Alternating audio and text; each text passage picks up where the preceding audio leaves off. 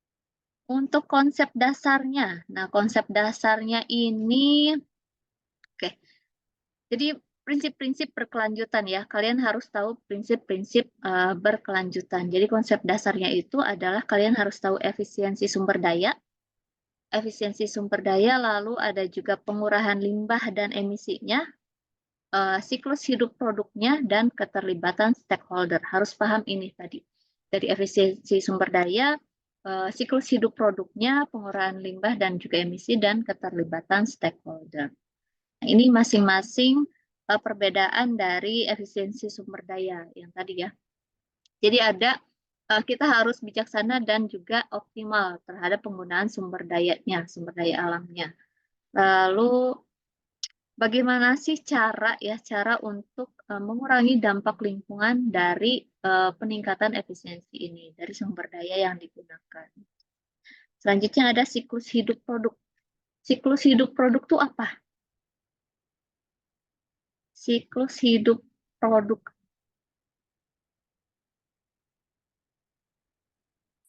Siklus hidup produk.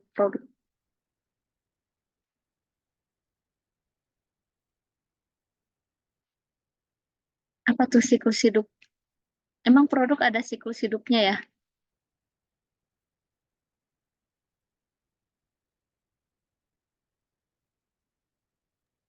Pertumbuhan, Bu. Pengenalan, pertumbuhan, Pengenalan, pertumbuhan, terus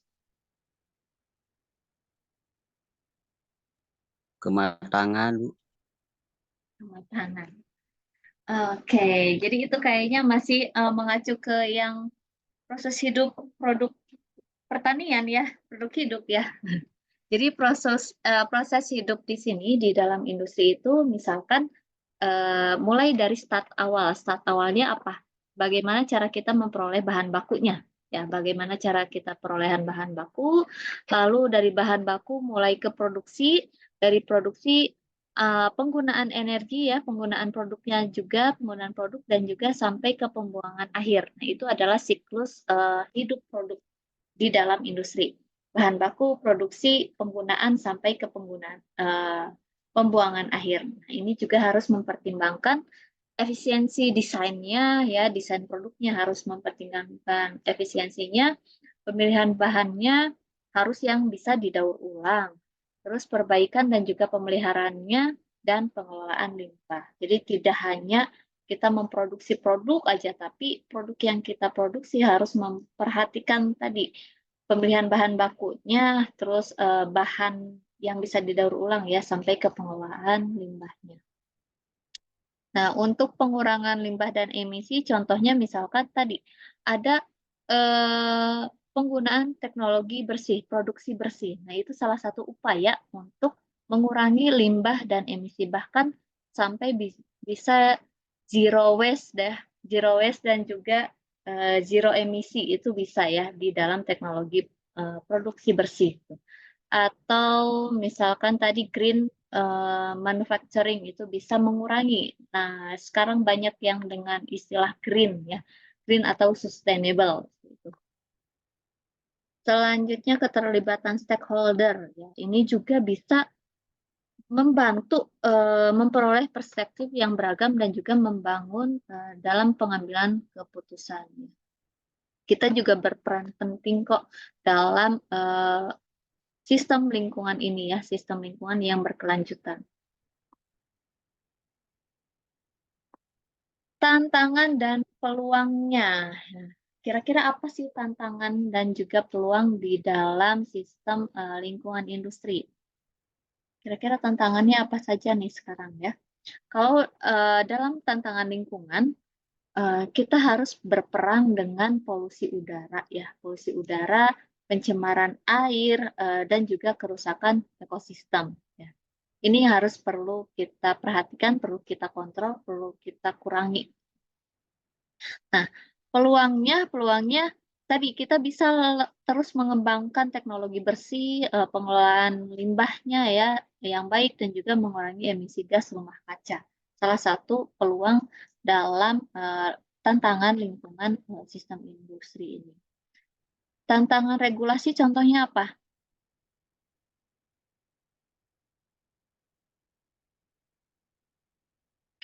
Kalau di tantangan regulasi, ketika misalkan peraturan lingkungan lebih ketat ya, kalau peraturannya lebih ketat diberlakukan, maka perusahaan itu kan tetap harus mematuhi ya, tetap harus mematuhi persyaratan tersebut. Nah ini kalau untuk perusahaan memerlukan investasi dan juga biaya atau teknologi yang dia bisa keluarkan lebih banyak lagi gitu. Ada biaya yang dia keluarkan lebih banyak untuk menjawab tantangan ini. Jadi memerlukan investasi dalam teknologi yang lebih ramah lingkungan gitu ya. Nah, ini adalah tantangannya. Dapat menyebabkan biaya tambahan dan keterbatasan dalam inovasi produk dan juga layanan karena keketatan regulasi tadi. Cuma nanti segi positifnya kan perusahaan tersebut punya citra yang baik ya. Yang baik karena sekarang pola pikir masyarakat kita juga sudah beralih sih, sudah banyak beralih ke pola pikir yang efisien dan lebih ramah lingkungan ya. Tag itu tuh lagi hype gitu di kalangan masyarakat. Itulah kenapa kita sekarang banyak yang beli tumbler gitu ya, beli tumbler untuk apa? Untuk mengurangi limbah plastik. Kita kan berkontribusi dalam lingkungan nih. Ada ya yang bangga salah satu usahanya menggunakan penggunaan tumbler misalkan. Kalau di inovasi, nah inovasi ini tantangannya gimana cara mengembangkan inovasi produk dan juga teknologi yang ramah lingkungan ya. Kita harus tahu teknologinya apa, gimana sih caranya nih menginovasi produk dan juga teknologi yang ramah lingkungan. Nah, tentunya kalau ada inovasi ini pasti ada biaya tambahan ya. Selain itu ada tantangan teknisnya juga karena butuh lead bank lagi kan untuk mengembangkan suatu produk itu butuh lead bank, butuh tenaga, butuh biaya, gitu ya, keterbatasan waktu juga. Ini sebuah tantangan di dalam inovasi. Gimana caranya dengan batasan-batasan itu inovasinya tetap bagus ya, tetap ramah lingkungan. Tapi peluangnya kita bisa memperbaiki kinerja lingkungan, juga bisa mengurangi biaya operasional jangka panjang, walaupun di awalnya banyak ya keluar, tapi biaya operasional jangka panjangnya akan lebih berkurang, ya, mengurangi biaya operasional jangka panjang, serta tentunya menghasilkan produk yang lebih kompetitif karena ada tag semakin peduli lingkungan atau ramah lingkungan. Gimana tantangan dan peluangnya di dalam peluang pasar ya? Kalau di dalam peluang pasar itu tentunya tadi pola konsumsi dan juga kesadaran ya, peningkatan kesadaran masyarakat tentang lingkungan itu menjadi peluang pasar yang bagus loh untuk green product ya, untuk produk baru yang lebih sustainable gitu. Itu menjadi sebuah peluang ya. Jadi kita bisa mengembangkan produk yang ramah lingkungan karena pola pikir masyarakat kita juga sudah ke sana, sudah menuju ke yang sadar lingkungan. Itu menjadi peluang pasar. Sedangkan untuk manajemen resikonya, resiko seperti perubahan iklim, kekurangan sumber daya alam, dan juga regulasi yang ketat itu bisa mempengaruhi operasional dan produksi sektor industri.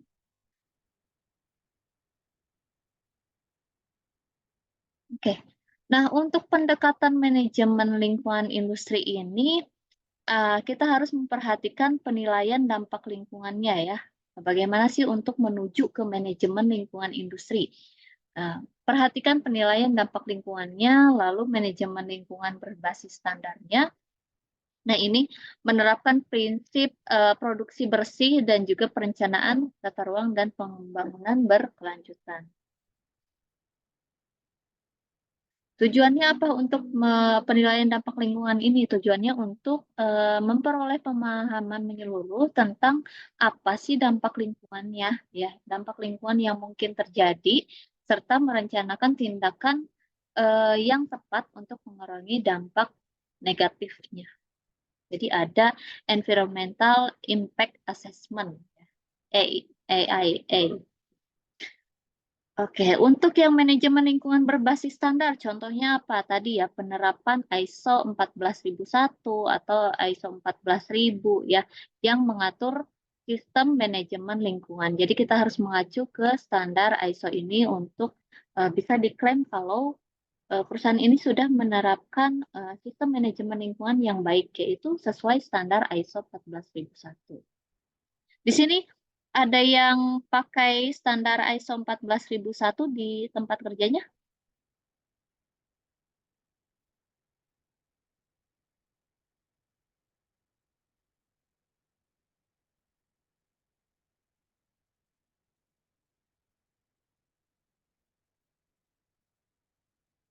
Ya ada kayaknya.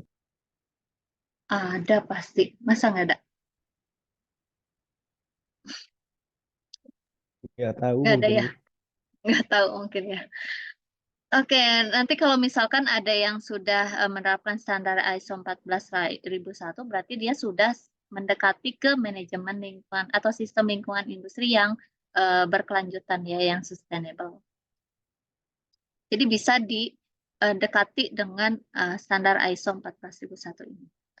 Lalu kalau perusahaan tersebut sudah menerapkan prinsip produksi bersih, itu juga bisa mendorong industri untuk mengurangi penggunaan sumber daya, mengurangi limbah, dan pencegahan polusi sejak awal tahap produksi. Ya.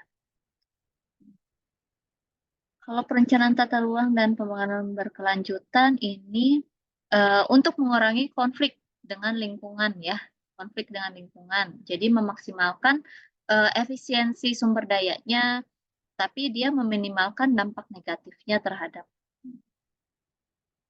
Jadi sebelum melakukan perencanaan tata ruang dan pembangunan berkelanjutan ya, perencanaan tata ruang kita harus memperhatikan bagaimana sih sumber dayanya ya, mengefisienkan sumber daya dan juga meminimalkan dampak negatif sekecil apapun ya, meminimalkan dampak negatif terhadap lingkungannya. Nah, ini ada beberapa contoh implementasi sistem lingkungan industri dalam contohnya di industri makanan dan juga minuman ya.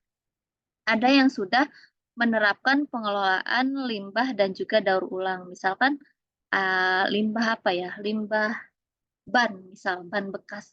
Ban bekas bisa didaur ulang jadi apa? Ada yang dia buat produk lagi loh, ada yang dia buat produk misalkan bantalan sepatu, sol sepatu ya, sol sepatu. Ada perusahaan yang mendaur ulang limbahnya menjadi produk yang bisa dijual lagi. Nah, contohnya di sini, misalkan ada perusahaan yang mengimplementasikan program daur ulang dan kompos. Nah, ini untuk mengurangi limbah organik di perusahaannya. Dan juga ada yang sampai menerapkan teknologi pengolahan limbah yang efisien. Nah, untuk efisiensi energi dan juga air, misalkan pemanfaatan sistem pemanas dan pendingin yang lebih efisien. Oke. Jadi kalau misalkan kita, kalau sekarang kayaknya main ke mall pun, kalau ke toilet ya, ke toilet sudah ada yang wastafelnya menggunakan sensor. Ya, ada ya di situ. Nah, itu salah satu contoh untuk efisiensi energi apa? Efisiensi apa di situ? Kalau air ngaruhnya ke apa sih? Ke listrik ngaruh nggak?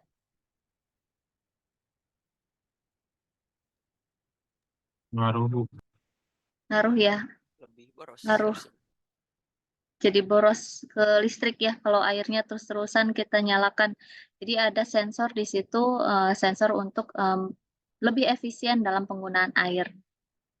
Lalu ada juga yang contohnya penggunaan bahan baku yang berkelanjutan. Contohnya bahan bakunya pakai yang organik nih. Kalau sayuran nih, kalau sayuran yang berkelanjutan itu kan ada yang organik.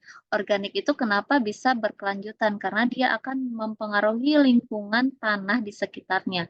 Jadi kalau misalkan kita pakai yang pestisida gitu, itu kan akan merusak lingkungan tanah ya, akan merusak tanahnya. Tapi kalau kita prosesnya pakai yang organik, itu akan lingkungan tanahnya pun akan lebih subur. Gitu. Jadi pakai yang baku organik itu ngaruhnya dari lingkungannya sih, bukan cuma produknya yang kita pakai lebih sehat. Lalu ada juga di inovasi kemasan berkelanjutan. Kalau ada dulu kan Kresek ya, Kresek itu Alfamart deh. Dulu kan kalau lihat bisa berapa tahun sih terdegradasi ya. Itu suka ada informasinya. Tapi sekarang sering ya kita mulai sering lihat plastik yang ini adalah berbahan kasava atau dari singkong ya, dari singkong. Jadi dia biodegradable. Nah, itu salah satu inovasi dari kemasan yang berkelanjutan. Nah, untuk keterlibatan pemasok dan konsumen. Nah, di sini pemasok juga berperan penting karena permintaan bahan baku itu termasuk tergantung dari si produsen ya. Produsen inginnya bahan baku yang seperti apa nih, yang ramah lingkungan atau yang organik misalkan. Nah, pemasok di sini juga berperan penting karena dia harus menyediakan bahan baku yang diinginkan ya, bahan baku yang diinginkan sesuai pesanan. Misalkan inginnya yang organik, berarti dia harus mampu menyediakan bahan baku yang organik yang mendukung ke sustainable lingkungannya. Oke, ada yang ingin didiskusikan teman-teman atau ditanyakan dari materi tentang konsep sistem lingkungan industri hari ini? Kata kuncinya sustainable, berkelanjutan, zero waste, ya, zero limbah, zero emisi.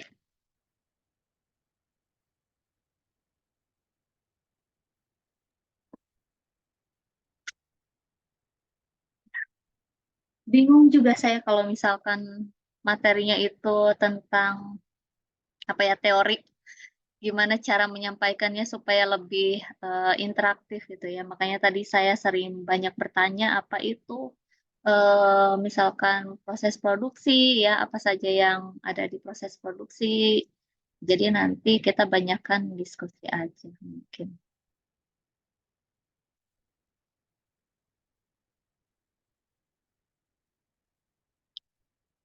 Ya, kalau tidak ada di sini kita mulai ke tugas pertemuan 1 ya. Tugas pertemuan 1 itu masih individu nih, individu. Tadi kan ada ya, ada contoh implementasi sistem lingkungan industri di industri makanan dan minuman. Nah, coba nanti teman-teman berikan contoh perusahaannya yang menerapkan implementasi sistem lingkungan industri. Implementasinya tadi kan disebutkan contoh pengelolaan limbah dan daur ulang. Misalkan tadi saya sebutkan ada contohnya penggunaan limbah ban bekas menjadi sepatu produk yang baru. Nah, itu contohnya. Nah, nanti sebutkan misalkan perusahaan A mendaur ulang apa gitu ya. Mendaur ulang limbahnya apa. Terus misalkan di inovasi kemasan berkelanjutan misalkan perusahaan B menerapkan apa gitu ya. Contohnya disebutkan perusahaannya apa dan juga contoh bagaimana dia menerapkan implementasi sistem lingkungan industrinya. Oke, itu saja sih. Jadi dari tadi penjelasan minimal kalian bisa tahu apa sih, sudah ada belum sih perusahaan yang menerapkan sistem lingkungan industri. Ya, paham untuk tugas pertemuan pertama? Paham, Bu. Bukan. Ini kumpulinnya Ya. di Litera, Bu. Ya, Kumpulinnya di Litera. di Litera. Di Litera. Saya akan setting juga nanti hari ini, setelah ini, setelah pertemuan ini, berarti PR-nya adalah bahan e-book ya, e-book, dan juga nanti untuk tugas ini.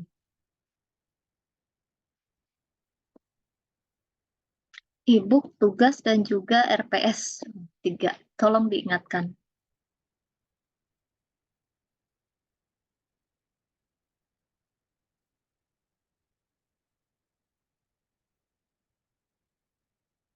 Ya, sebelum kita tutup, ada yang ingin ditanyakan atau didiskusikan?